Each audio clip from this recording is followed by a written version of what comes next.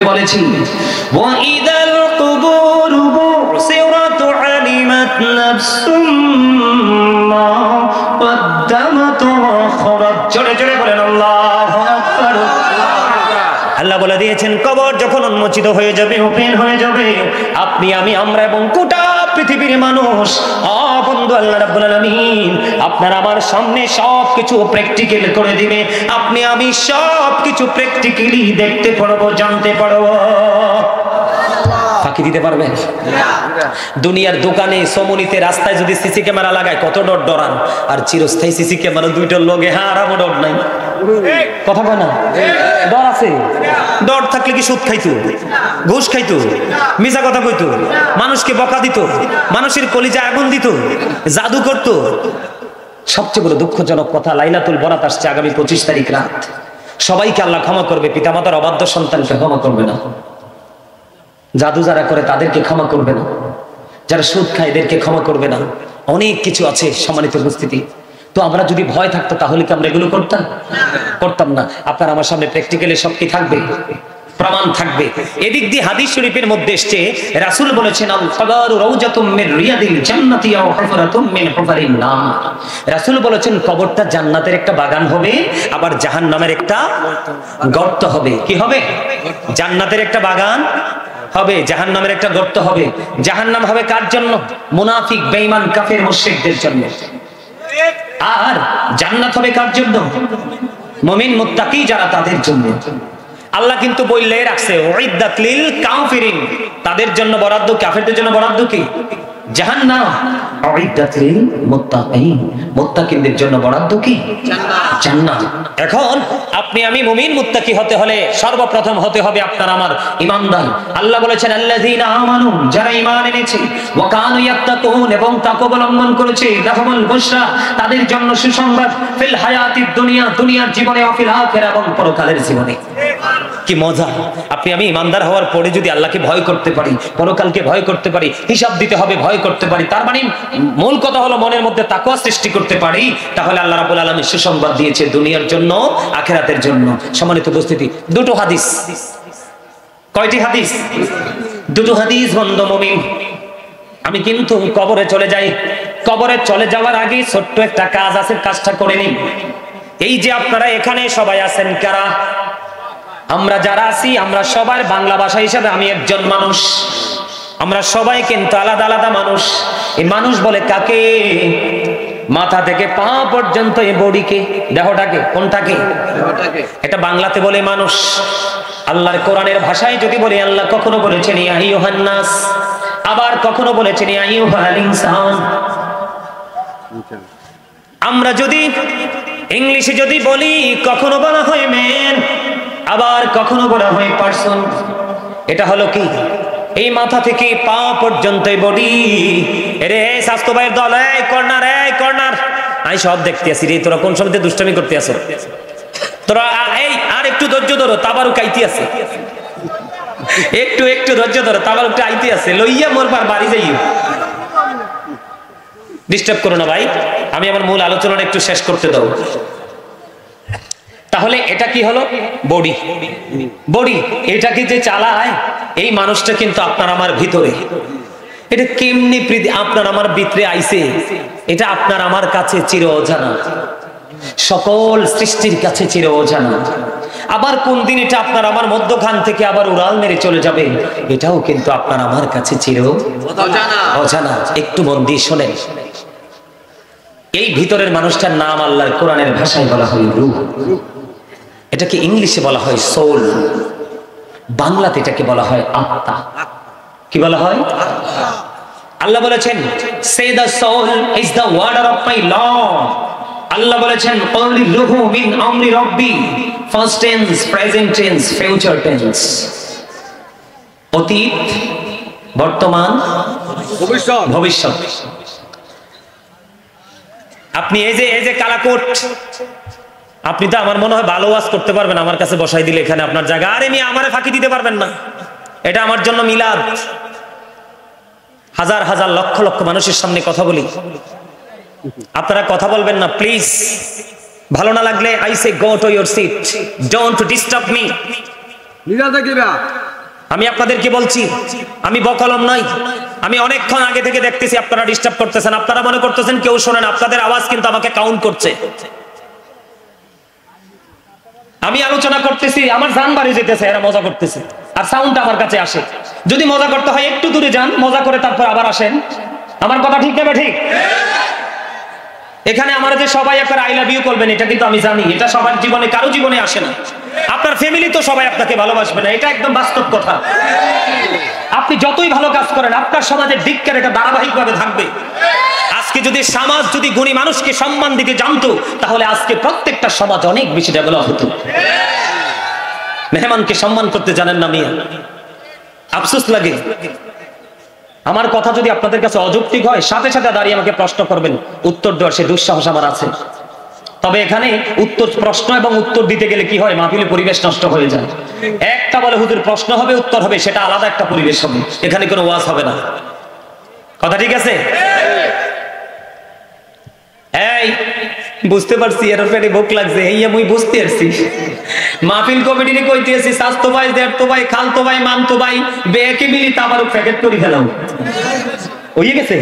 ওমর খুদ আর টেনশন করো না মনু, আইতি আছে দেখবার তাবারুক। আরে আপনি ঘন্টা বলেন কেন? এটা কতক্ষণ যাবে আল্লাহ না জানে। আলহামদুলিল্লাহ। আমার জীবনে এই রাস্তায় ওয়াজে আইনি, আজকে আইসি। আমি কই আল্লাহ রে আল্লাহ, কই জানি যাইতে আছি। পরে আমার এই স্বাস্থ্য বেডের দেখে না, কই না জায়গা রায় ঠিক আছে। এটা কো হুজুর জায়গা মতে আইছেন, কোনো টেনশন নেই, নো টেনশন, ডো ফুর্তি। আমি কে হাসান, আমি ফুর্তি করতে করতে আই। কারণ কি জানেননি, আল্লাহ রাসূল কইছে দুনিয়ার দন আল্লাহ যারে মধ্যে তারে দে, কারণ এই দনের পাগল হগলে। কিন্তু কোরআন হাদিসের শিক্ষা, কোরআন হাদিসের এলেম আল্লাহ যাকে ইচ্ছা তাকে দেয়, আল্লাহ যাকে ভালোবাসেন তাকেই সেই শিক্ষাটা দেন। আমিন কইতেন না? আরো জোরে। আমি কিন্তু একেবারে লাস্ট পর্যায়ে চলে আসছি। কোন পর্যায়ে? লাস্ট পর্যায়ে। আমার দিকে তাকান। এই আমি সব সিস্টেম করবো চাচা, তাবারুক কি করতে হইব, কেমনি কি করতে হইব, সব আমি করবো। আপনারা কমিটির বা দর্শকদের কোনো টেনশন নেই, ঠিক আছে নি? হ্যাঁ ঠিক আছে, আলহামদুলিল্লাহ। কোন আরো জোরে। আচ্ছা, এই আমার ওয়াজ শেষ করার টাইম হয়ে গেছে, তাও শেষ করতাম না, ওয়াজ শেষ করে তারপরে যাবো। আমার দিকে তাকান, ডিস্টার্ব করবেন না, আপনারা কথা বলবেন না। আমি কিন্তু একেবারে সিরিয়াস হয়ে গেছি, কিন্তু এটা কিন্তু হাসির বা উড়িয়ে দেওয়ার মতো জিনিস না। তাহলে আমি কি বললাম? বাহিরের মানুষের পরিচয়টা দিলাম এবং ভিতরের মানুষের পরিচয়টা দিয়ে দিলাম। তাহলে এখন বলে হুজুর এখানে কেন নিয়ে আসলেন? এখানে নিয়ে আসতে ওই যে যাইতে হবে, যে যাওয়ার প্রস্তুতিটা কেমন হবে সেটা বোঝানোর জন্য। এখন আপনার আমার বৌডি কিন্তু কোথায়? বাবা মায়ের মাঝে। রূহ কোথায়? আল্লাহর কাছে, রুহের জগতে। তো বাবা মায়ের বিয়ে হলো, মিলন হলো, মায়ের ওদরে আপনার আমার দেহটা তৈরি হলো। ওই রুহের জগৎ থেকে যখন আপনার মধ্যে আমার মধ্যে রুহটা আসলো, মায়ের কলিজা ছিঁড়ে আপনি আমি পৃথিবীতে আসলাম। আসার পরে জাস্ট 7 দিন, রাসূলের কথা অনুযায়ী 7 দিনে মাথার চুল কামানো হলো, নাম রাখা হলো, পুত্র সন্তান হলে 1 বছরের 2টো ছাগল দিয়ে আকিকা করা হলো, মেয়ে হলে 1 বছরের 1টা ছাগল দিয়ে আকিকা করা হলো, একটা নাম রাখা হলো। এই নাম নিয়েই কিন্তু আমরা এই পর্যন্ত আসছি। তাহলে কি বোঝা গেল? আমরা কিন্তু অতীত থেকে বর্তমানে চলে আসছি। মানে যখন রুহুটা আল্লাহর কাছে ছিল, তখন দেহটা ছিল মা বাবার মাঝে। আমি একটু এক্সাম্পল জিনিসটা ক্লিয়ার করে দিই। আমাদের বডিতে অনেকগুলো আছে, কিন্তু গুরুত্বপূর্ণ 3টা জিনিস। কয়টা? একটা হলো আপনার মেরুদণ্ড বা হাড়, এটা সৃষ্টি হয়। আর আপনার আমার সকলের শরীরের গোস্ত এবং রক্ত, দুটো হয় মা থেকে। আর বাকিগুলো নিয়ে ব্যাখ্যা করলাম না। তাহলে বাবা মায়ের মাধ্যমে আপনি আমি হয়ে গেলাম। যখন বাবা মায়ের মাঝে আপনার আমার দেহ, রুহু কিন্তু কোথায়? আল্লাহর কাছে। তখন কিন্তু আপনি আমি মানুষ না। যখন মায়ের ওদরে আসলো, আপনি আমি আসলাম, তখনই আপনি আমি মানুষ হয়ে গেলাম, তাই না? কি হয়ে গেলাম? মানুষ হয়ে গেলাম। এই পর্যন্ত চলতেছি। আরেকদিন যেই কোনো মুহূর্তে নামের আগে যুক্ত হবে মরহুম। কি যুক্ত হবে? মরহুম। কি? মরহুম। তার মানে আপনার থেকে যখন, আমার থেকে যখন দেহটা বের হয়ে যাবে, আত্মাটা বের হয়ে যাবে, তখন কিন্তু I am dead, you are dead. আমি আপনি আমরা সবাই মৃত। তার মানে নামের আগে যুক্ত হবে মরহুম আব্দুল জলিল। এরকমই তো কথা বলেন, এরকম না? তার মানে যখন দেহের রূহ ছিল না, তখন আপনি আমিও ছিলাম না। আজকে আছে, আপনি আমি আছি, তার মানে মানুষ, দেহ এবং আত্মা মিলে মানুষ। আবার যেদিন আপনার আমার মধ্য থেকে রূহটা চলে যাবে, সেদিন কিন্তু আপনি আমি আবার থাকবো না। তাহলে এটাই তো মরণ। অল মেন উইল ডাই, সকল মানুষকেই মরতে হবে, তাই তো? আমি অন্য প্রাণীর কথা বললাম না, কারণ এই কারণে বললাম ওখানে যাওয়ার পরে আপনার কবরের রূপ হবে কয়টা? ঈমানদারের জন্য বন্ধু রূপ হবে একটা, আর মুনাফিক থেকে বেঈমান কাফেরদের জন্য হবে আরো ভয়ঙ্কর একটা। সোজা কথা, একজনের জন্য জান্নাত আর বাকি এক টিমের জন্য জাহান্নাম। মুমিন ইমানদার, ঈমান ছিল মজবুত, তোমার সিনায় ছিল রাসূল প্রেম, অন্তরে ভয় ছিল, কাজ করার ক্ষেত্রে তুমি ভয় নিয়ে করেছো, চিন্তা ভাবনা করে করেছো। তুমি যখন কবরে যাবে রাসূল সম্পর্কে প্রশ্ন করা হবে, সঙ্গে সঙ্গে আল্লাহ রাসূলেরই পাগল মুমিন উত্তর দিয়ে দিবে, সারা জীবন আমি সাক্ষী দিয়েছি আল্লাহ ছাড়া কোনো মাবুদ নেই, আমার প্রাণের নবী আল্লাহর প্রিয় বান্দা এবং রাসূল। এই নবীর জন্য পাগল পাড়া। নবী সম্পর্কে যখন উত্তর দিয়ে দেবে তিনি পাশ করে ফেললেন। বন্ধুরে আমার, পাশ করতে দেরি গায়েব থেকে আওয়াজ আসবে। কি আসবে? আওয়াজ আসবে রে, কবরটা দৈর্ঘ্য এবং প্রস্থে 70 গুণ চওড়া করে হয়। সুবহানাল্লাহ বলেন না? দৈর্ঘ্য প্রস্থ বুঝেননি? পাতালে দিগিলে লম্বা এবং ঠিক কিনা বলেন? দৈর্ঘ্য এবং প্রস্থে 70 গুণ চওড়া হয়ে যাবে, কবরটা নূরে গুলজার হয়ে যাবে, আলোয় আলোয় ভরে যাবে। হাদিস শরীফের মধ্যে এসেছে মুমিন একটা ডাক দিয়ে বলবে, আমার আপন স্বজন কান্দে রে, আমাকে একটু যাইতে দাও, তাদের সাথে দেখা করব। ফেরেশতারা বলবে, না না, এমন কোনো সুযোগ নাই, তুমি নতুন বরের মতো ঘুমিয়ে যাও যতক্ষণ না পর্যন্ত তোমার প্রিয় তোমাকে না ডাকবে। এটা হলো মুমিনের ফয়সালা। ছোট্ট করে বলছি এক্সাম্পল স্বরূপ, কারণ রাত্র অনেক হয়ে গেছে, ফজর পড়তে হবে সকালে, ঠিক কিনা বলেন? বন্ধু, মুনাফিক যখন কবরে যাবে রে, নবী সম্পর্কে প্রশ্ন করতে দেরি রে, উত্তর দিতে পারবে না। নবীজি আগেই কিন্তু বলে গেছেন, ঈমানদাররা নবীকে ভালোবাসবে, বিলিভার্স লাভ দ্য প্রফিট। ঈমানদাররা নবীকে ভালোবাসবে, hypocrites don't love the profit. মুনাফিকরা নবীকে ভালোবাসবে না, ঠিক কিনা বলে? মুনাফিক সম্পর্কে আল্লাহ ওয়াজ করতেছে, ইন্নাল মুনাফিকিনা ফি দারকিল আসফালি মিনান নার। আল্লাহ বলতেছেন, the hypocrites will be in the lowest place of hell. মুনাফিকরা জাহান্নামের একবারে সর্বনিম্ন স্তরে থাকবে। বন্ধু, জাহান্নামে পড়ে যাবে, আগে তো শুরু করতে হবে কবর থেকে। উসমান রাদিয়াল্লাহু তাআলা আনহু কবর দেখলে শুধু কাঁদতো গো, চক্ষু যেন ঝর্ণা হয়ে যেত। কেন রে কাঁদতো?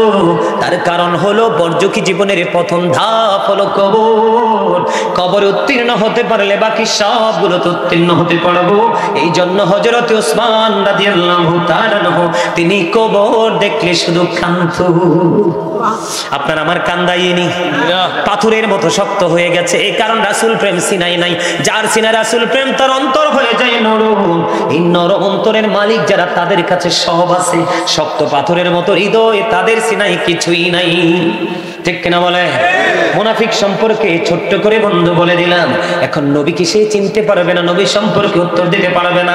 হাদিস শরীফের মধ্যে এসেছে সে উত্তর দিবে। অন্যরা যেটা মন্তব্য করতো, যেটা বলতো, আমিও তাদের সাথে দল পাকাইয়া সেটাই বলতাম। তার মানে তার ব্যক্তিগত বিবেচনা কোনো ছিল না, কিতাব দেখে এখান থেকে অর্জন করার মতো কোনো কিছু ছিল না।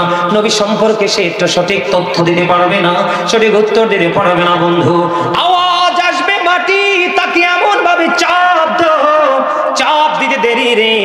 আমি হাদিস শরীফের মধ্যে এসেছে বন্ধু, এই চাপের লগে বন্ধু একটা হাড় আর একটা হাড়ের মধ্যে ঢুকে যাবে।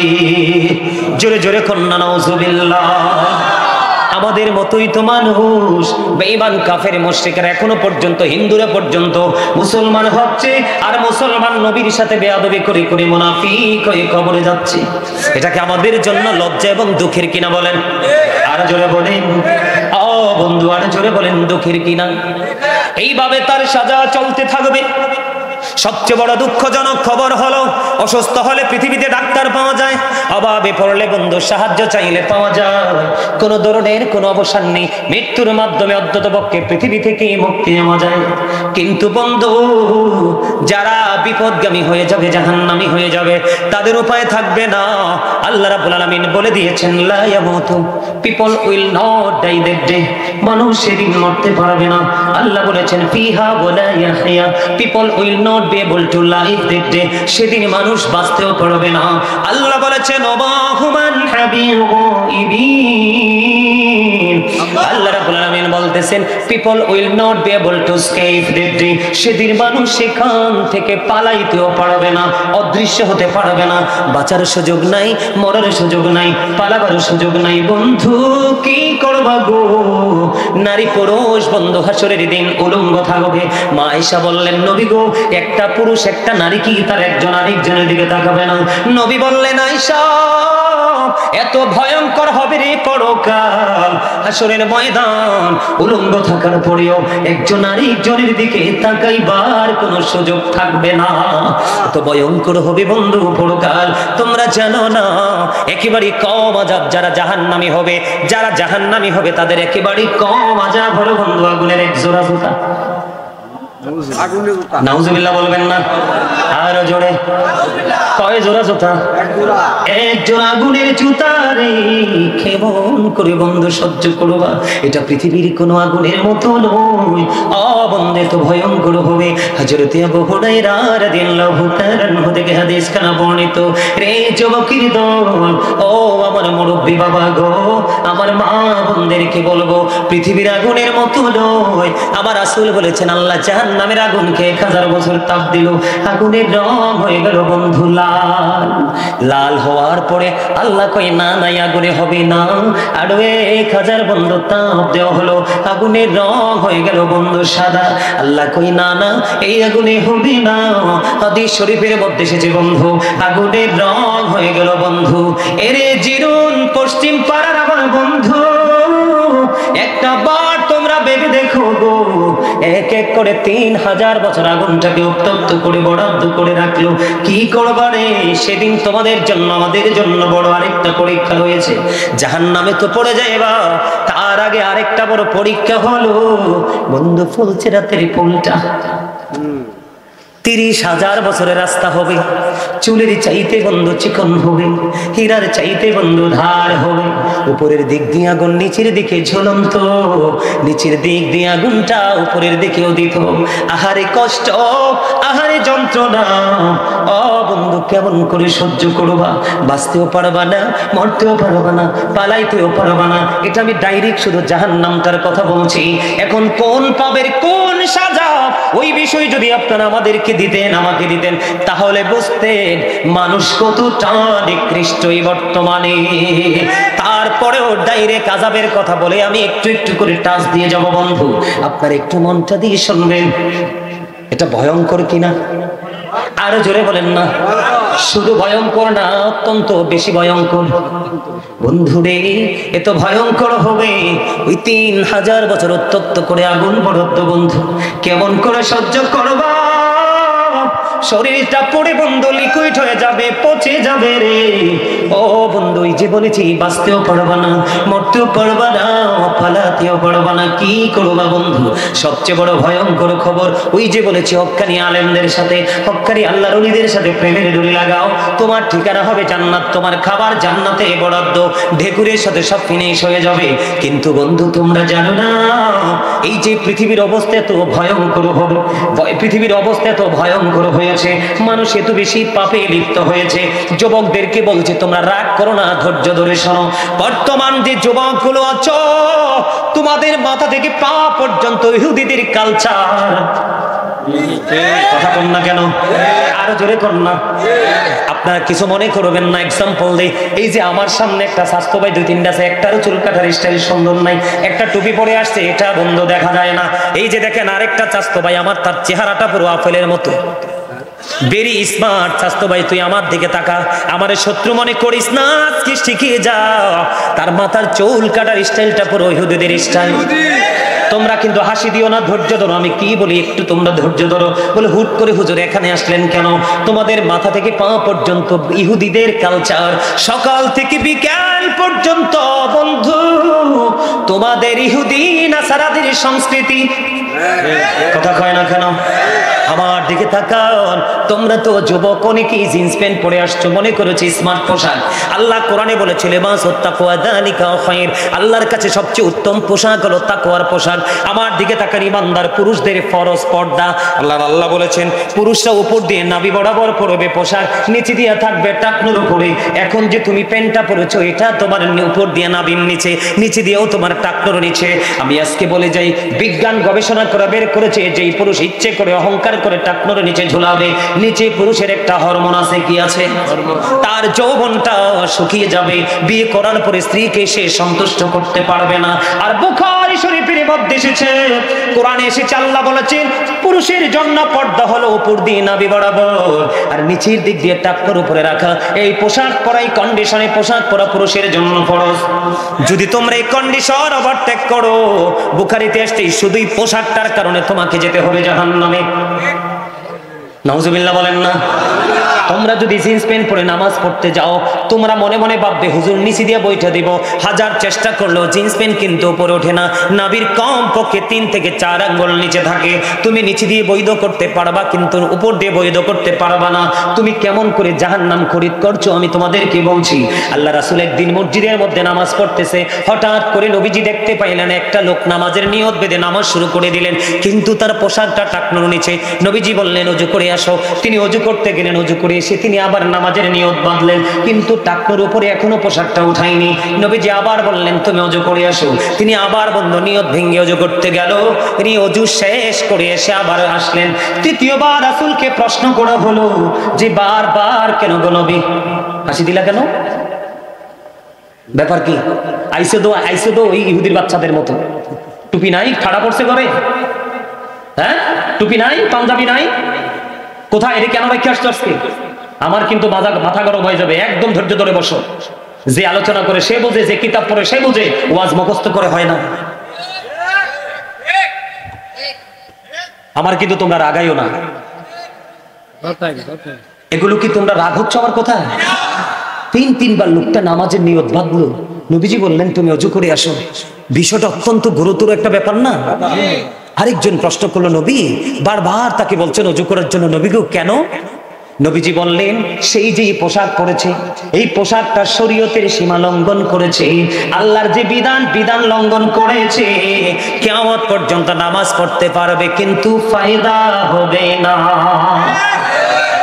কি মনে করছো নামাজ পড়ার পরে এই জন্য তো মিথ্যা ছাড়তে পারো না, নামাজ পড়ার পরে এই জন্য সুদ ছাড়তে পারো না? কারণ দেহে নাপাক লাগাই রাখছো। বুখারীতে এসেছে একজনে যদি 10 টাকা দিয়ে জামা বানায় 9 টাকাই তার পবিত্র, 1 টাকা হারাম। রাসূল বলছে কিয়ামত পর্যন্ত নামাজ পড়তে পারবা, লাভ হবে না। এই জন্য নামাজ পড়ার পরে মানুষের নৈতিক চরিত্রের কোনো পরিবর্তন নেই। যদি আবার কোথাও দেখা হয় কোনোদিন বিষয় নিয়ে আলোচনা করব, তবে আজকের বিষয়টা আজকে শেষ করি। কথা বলেন? মাঝখান দিয়ে ঢুকাই দিলাম। ওই যে হাসতে হাসতে রাসূল বলেছেন মানুষ এমন অপরাধ করবে মাসরিক থেকে মাগরিব পর্যন্ত জাহান্নামের দিকে যাবে। মাসরিক থেকে মাগরিব বুঝুনি, পৃথিবীর এক প্রান্ত থেকে আরেক প্রান্ত পর্যন্ত যত দূর রাস্তা, ঠিক ততটুকু সমপরিমাণ হাসতে হাসতে এমন পাপ করে মানুষ এতটুকু সমপরিমাণ জাহান্নামের দিকে এগিয়ে যায়। নাউজুবিল্লাহ বলবেন না? আরে যদি শুধু জিন্স প্যান্ট, তার মানে টাকনুর উপর দিয়ে নাভির নিচে, নিচে দিয়ে টাকনুর নিচে, শুধু এই বিষয়টা নিয়ে যদি ওয়াজ করি, সত্যিকারের বিবেকবান যে যুবক তোমরা পাগল হয়ে যাবা যে আসলে আমরা কোথায় আছি। আমাদের সঙ্গেই তো জাহান্নাম, মরবো কেন? মরার পরে জাহান্নাম পাবো কোত্থেকে? আর এখনই তো জাহান্নামের মধ্যে আছে, হুজুর যা বলছে। বন্ধুরে আমার, জাহান্নাম অত্যন্ত ভয়ঙ্কর। আমি যেটা বলতে চেয়েছিলাম, জান্নাতীদের জন্য জান্নাতে খাবার, জাহান্নামে শুধু পুরি খানতে নয়, একদিকে পচে যাবে, একদিকে গলে যাবে, আবার তৈরি করা হবে। আহারে কষ্ট কার কাছে বলবে রে সেদিন? কারণ নবীকে ভালোবাসতে পারো নাই, নবীর ইজ্জত শুধু ছোট করছো, এই জন্য তোমার বিপদের কান্ডারিও নাই।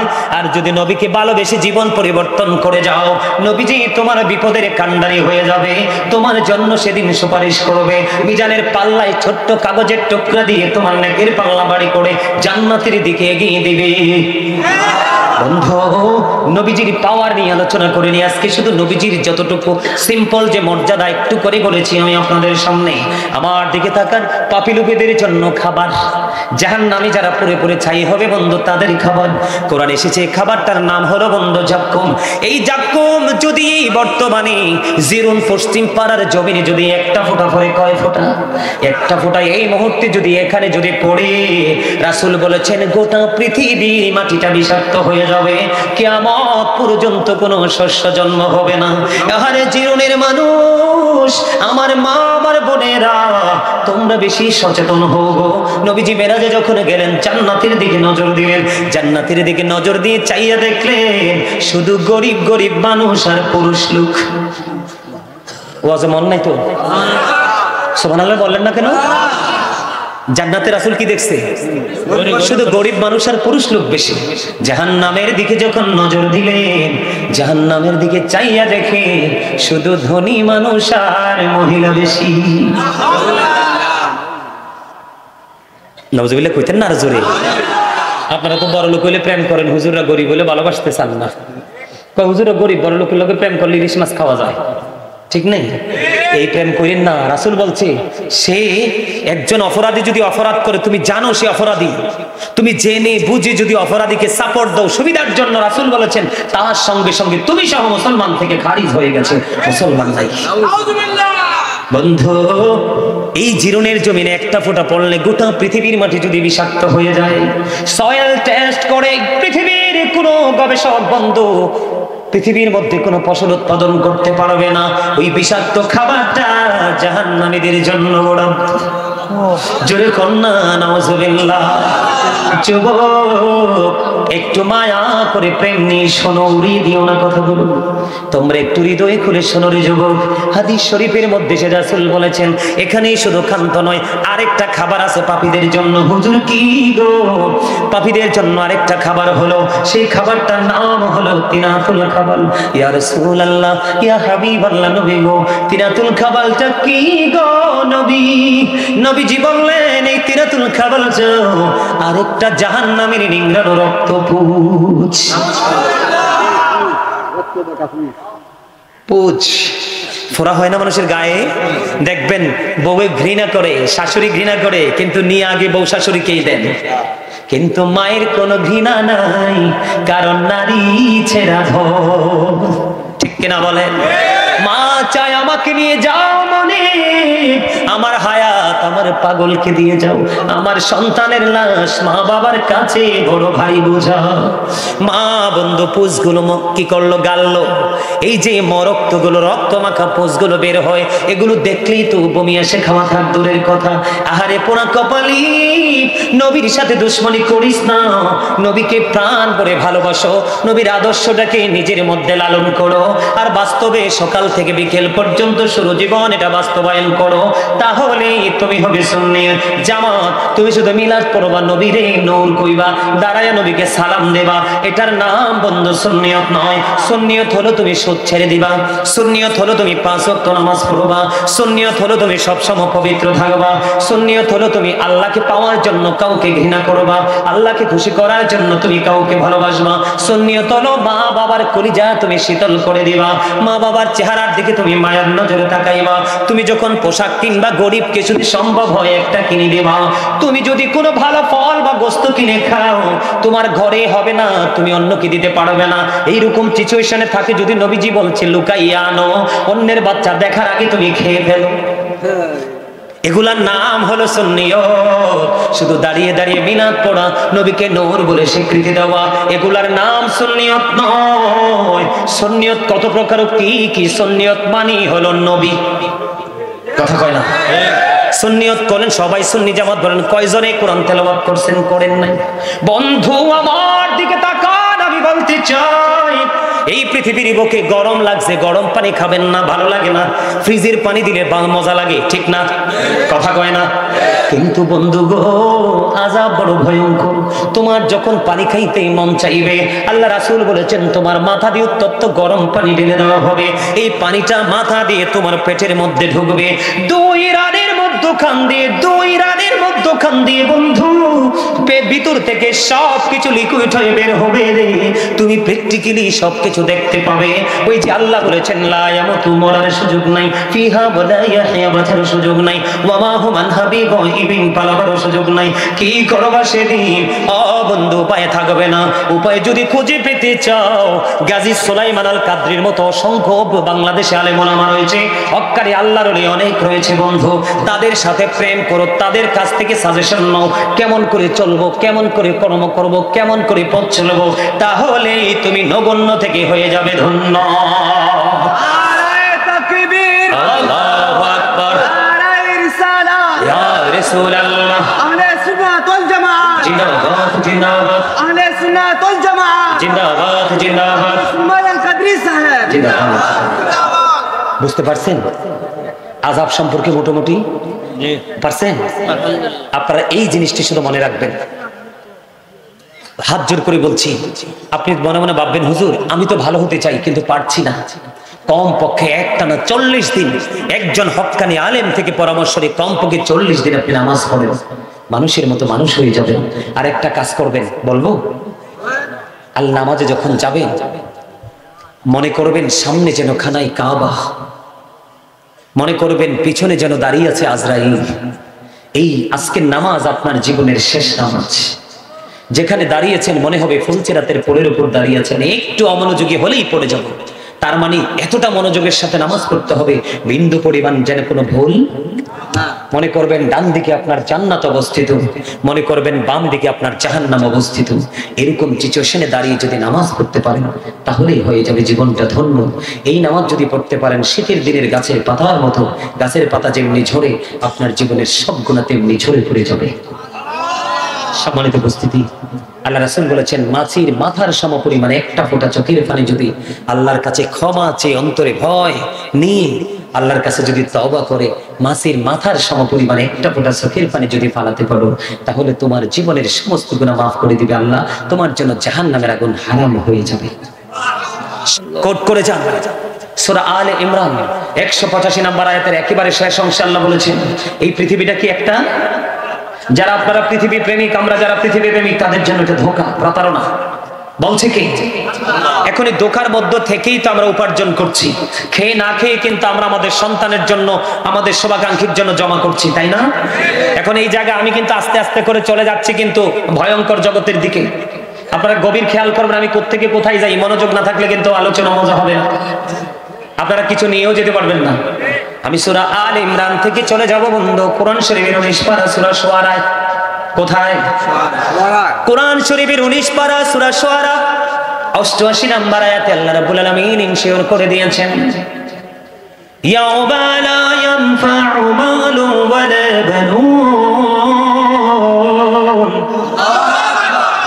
বন্ধু কার জন্য ফসল কুড়াচ্ছ, কার জন্য তুমি জায়গা জমিন কিনে কিনে থয়ে যাচ্ছ, সুদের মাধ্যমে, ঘুষের মাধ্যমে, জোর জুলুমের মাধ্যমে। আল্লাহ কি কয়ে তুমি শোনো ও বন্ধু, কার জন্য তুমি সোনা গয়না জমা করে যাচ্ছ, কার জন্য তুমি লক্ষ লক্ষ টাকা জমা করে যাচ্ছ, এরা কোনো কাজে লাগবে না। আল্লাহ রাব্বুল আলামিন কোরআন শরীফের 19 পারা সূরা শুআরা 88 নম্বর আয়াতে বলে দিয়েছেন ও বন্ধু কাল হাসুরের দিন আপনার ধন সম্পদ সন্তান সন্ততি একটাও কাজে লাগবে না। ওমা সুবহানাল্লাহ নি কয় নাউজুবিল্লাহ। আপনার উপার্জিত কোনো কিছু কাজে লাগবে না, এর চেয়ে বড় দুঃখ কি কিছু আছে? কথা বলেন না, এর চেয়ে বড় যন্ত্রণা কি কিছু হতে পারে? তো আমাদের কাজ, আমাদের কর্ম আমাদেরকে কি দিবে? ধোঁকা না? বলছে কে? আল্লাহ। বলে হুজুর বাঁচতে চাই, বাঁচতে চাইলে রাসূল প্রেমের নৌকায় উঠতে হবে। কোন প্রেমের নৌকায়? কারণ আপনি যতই বলেন আল্লাহ আল্লাহ আল্লাহ আল্লাহ আল্লাহ করে রিসালাতকে বিশ্বাস করে, তাওহীদকে বিশ্বাস করো, তাইলে তুমি হবে ইমানদার। তার মানে আগে তুমি আমার হাবিবের প্রেমে পড়ো, হাবিবের প্রেমের দরিয়া সাঁতার কাটো, সাঁতার কাটতে কাটতে কুলে এসে দেখবে স্রষ্টার প্রেমের দরিয়া। কারণ রাসূল প্রেমের দরিয়ার মধ্যেই নিমজ্জিত আছে, লুকায়িত আছে আল্লাহর প্রেমের দরিয়া। তো আমি বলছি না তো, আল্লাহ কয় হাদিসে কুদসির মধ্যে আসছে লাউলা কালামা আজহারতু রাব্বিয়াতি, আমি যদি আপনাকে প্রকাশ না করতাম আমি প্রভুত্ব প্রকাশ হতো না। লাউলা কালামা খলাকতুল আফলাক, আমি যদি আপনাকে সৃষ্টি না করতাম তাহলে কিছুই সৃষ্টি হতো না। এদিক দিয়ে রাসূলও কইতেছে, I was a prophet when Adam was mixture of water and mud. আমি ওই সময় নবী ছিলাম যখন আদম ছিল কাদা মাটির মাঝে। তার মানে এখনো আদম হয়নি, তখনও নবী ছিলেন, ঠিক কিনা বলেন? রাসূল বলতেছে, I am from the light of Allah and everything has been from my light. সুবহানাল্লাহ বলেন না কেন? আবার আর রাসূল বলতেছেন, আমি আল্লাহর নূর থেকে, সৃষ্টির সব কিছু আমি নবীর নূর থেকে। নূর কইলেও তো অনেকে আমার সাথে রাগ হয়ে যায়, বা যারা নূর বলে তাদের সাথে রাগ হয়ে যায়। আপনি তো ওয়ার্ড মিনিং বুঝেন না বাবা। নূর কাকে বলে জানেন? নূর এটা আরবি শব্দ। কি শব্দ? এই যে আরবিকে ট্রান্সলেট করলে ইংলিশে হবে লাইট, বাংলাতে যদি বলি হবে আলো। এখন এই যে লাইট জ্বলতেছে এটাই তো নূর। বলে হুজুর তাইলে ওই নূরটার সাথে এটা কম্পেয়ার করা কিভাবে যায়? ওই নূর আসছে বিধায় আরেকটা নূর আসছে, সেটা হলো কোরআন। বলে হুজুর প্রমাণ, নবীজি যতদিন মক্কায়, কোরআন ও মক্কায় এসেছে প্রত্যেকটা সূরার নাম মাক্কি, তার মানে এক নূরের কাছে আরেক নূর আল্লাহ হস্তান্তর করেছে। নবী যখন মক্কা ছেড়ে মদিনায় চলে গেলেন, আবার কোরআন কিন্তু আর মক্কায় যায় না, কোরআন আয়াত আসছে আবার কোথায়? মদিনায়। তার প্রমাণ হলো প্রত্যেকটা সূরার নাম মাদানী। তার মানে মক্কি মাদানী মিলে কোরআনে সূরা আছে কয়টা? 114টি। কয়টি? পারা হইলো কয়টি? 30টি। আয়াত হলো কয়টি? 6666টি আয়াত, তাই না? এখন ওই কোরআন থেকে গবেষণা করেই কিন্তু এসেছে বিজ্ঞান, আর এই বিজ্ঞান থেকে গবেষণা করে বের হলো লাইট, বের হলো মাইক্রোফোন। এর টাচ মোবাইল একটা দেচ্ছা তারা দেখাই, ও মানে ওই হেই আলো, ওই দাদার সামনে আছেন তল একটা লোক, এইটা হেডা হেডা, আরে বাট হেইটা এইটা এইটা এটার ভিতরে টিপ দিলে ভিডিও কলেও কথা কওয়া যায়, ঠিক না? এটার সামনের দিকে টিপ দিলে সামনে দিয়ে কার আছে দেখা যায়, আবার পিসি দিয়ে টিপ, ক্যামেরা টিপ দিয়ে পিসি নিলে আবার পিসি কি আছে দেখা যায়, ঠিক কিনা বলে? আবার এই পিসির টিপ দিয়া কে লন্ডন পর্যন্ত নিয়ে যাওয়া যায়, ঠিক কিনা বলো? আবিষ্কার করেছে কে? বিজ্ঞান। বিজ্ঞান এসেছে কোত্থেকে? কোরআন থেকে। কোরআন এসেছে কার কাছে? প্রাণের নবীজির কাছে। তাহলে বোঝা যায় বিজ্ঞানীদের বিজ্ঞানী অঙ্গ নবীজি। এমন দয়াল নবী খুঁজি হাইবানি, এমন দয়াল নবী আর হাইবানি। বিজ্ঞানীদের বিজ্ঞানী অঙ্গ নবীজি। বিজ্ঞানীরা রকেট যোগে চাঁদের দেশে যায়, অঙ্গ নবী রকেট ছাড়া মেরাজ শরীফ যায়। আরে ওই যুগে কি রকেট বিমান এগুলো ছিল নি? বলো ওই যুগে কি এগুলো ছিল নি? বিজ্ঞানীদের বিজ্ঞানী অঙ্গ নবীজি। নোয়াখালীর ভাষা আই ওই করি কইতে হয়, মনো আই কষ্ট করে চলিয়েছি, তুই এক কানা এক গ্লাস হানি দে। দাদারটা দাদারে বুঝাই দো ভাই, নাহলে পরে আমি বিপদে পড়ে যাবো। তাহলে মোবাইল হইলো কোত্থেকে? বিজ্ঞান থেকে। ডিজিটাল বাংলাদেশ হলো কোত্থেকে? বিজ্ঞান থেকে। বিজ্ঞান আসলো কোরআন থেকে, আর কোরআন আসলো আপনার আমার প্রাণের নবীর কাছে। বুঝে নিতে হবে নবী কি জিনিস। আকাশের মধ্যে অ্যাস্ট্রোনমার যারা, বিশ্বের অ্যাস্ট্রোনমার যারা, তারা গবেষণা করেছে আকাশের মধ্যে 200 ক্রোর গ্যালাক্সি আছে, আকাশের মধ্যে 200 কোটি ছায়াপথ আছে, প্রত্যেকটা ছায়াপথের মধ্যে 10,000 কোটি করে তারা আছে। এর মধ্যে একটা তারার নাম হলো নিউট্রন স্টার। এই নিউট্রন স্টার তারাটার এক চা চামচ পদার্থের ওজন হলো 1000 মিলিয়ন টন। একটা তারকার এক চা চামচ পদার্থের ওজন যদি 1000 মিলিয়ন টন হয়, তাহলে একটা তারার ওজন কত হতে পারে বের করার ক্ষমতা সৃষ্টির কারণে। বলে হুজুর এখানে কেন আমাদেরকে নিয়ে আসলেন? তার কারণ হলো বন্ধু, নিয়ে আসার আপনাদেরকে বোঝানোর জন্য যে আসমানে তো ওজন ধারণ করলো, কোনো খুঁটি নাই। আল্লাহ আসমানকে চাইলেন, কোরআন দিকে কোরআন নিলেন না কেন রে? এই কোরআনের ভার সইতে পারবো না। জমিনের বুক ছেড়ে বিশাল বিশাল নদী, জমিনের বুকে তৈরি হচ্ছে বিশাল। সম্মানিত উপস্থিতি, অনেক আলোচনা হয়েছে, আমাকে জিকির করতে হবে, মিলাদ পড়তে হবে, কিয়াম করতে হবে, মোনাজাত দিতে হবে, অনেক কাজ। আমি আপনাদেরকে বলছি, আমি যখন দাঁড়াবো, আপনারা দাঁড়াবেন তো? আমি যখন দাঁড়াবো আপনারা সবাই যেমনি অত্যন্ত আদবের সাথে আলোচনা শুনছেন, আমাকে বিরক্ত করেননি, আমি মন থেকে অনেক বেশি খুশি হয়েছি আজকে আপনাদের এই আচরণে।